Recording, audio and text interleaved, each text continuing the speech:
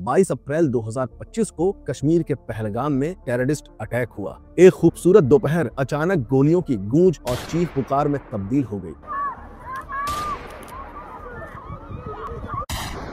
इस अटैक में 26 बेगुनाह लोगों की जानें चली गई और कई घायल हुए। ये हमला न केवल मानवता पर धब्बा है, बल्कि भारत की सिक्योरिटी सिस्टम पर भी गंभीर सवाल खड़े करता है।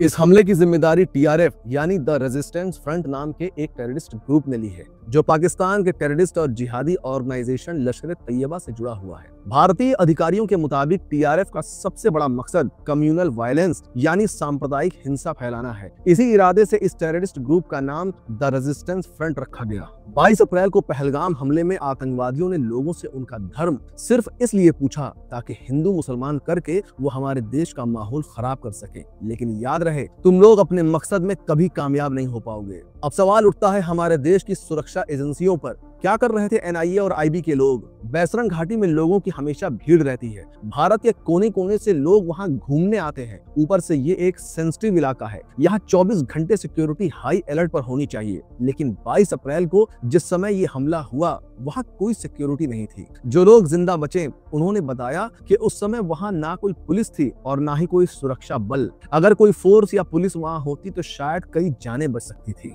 हैरान करने वाली बात तो ये है कि जम्मू कश्मीर जिला प्रशासन को इस बात की खबर ही नहीं थी कि बैसरन घाटी टूरिस्ट के लिए खोल दी गई है। आईएसआई का मकसद हमेशा से भारत में आतंक फैलाना रहा है। पहले आईएसआई और अब पाकिस्तानी आर्मी चीफ बनकर असीम मुनीर भारत में हमले करवा रहा है। बैसरन घाटी में हुए आतंकवादी हमले के बाद पूरा देश गुस्से में है। कहीं पाकिस्तानी झंडे जलाए गए, कहीं पर कैंडल मार्च निकाला गया, तो कहीं जुमे की नमाज के बाद पाकिस्तान मुर्दाबाद के नारे लगाए गए। लेकिन क्या ये सब करने से उन लोगों को इंसाफ मिल जाएगा जिन्होंने अपनों को खोया है? बिल्कुल नहीं। अगर पाकिस्तान और उसके पाले हुए आतंकवादियों और उनके आकाओं को सबक सिखाना है तो घर में घुसकर उन्हें मारना होगा।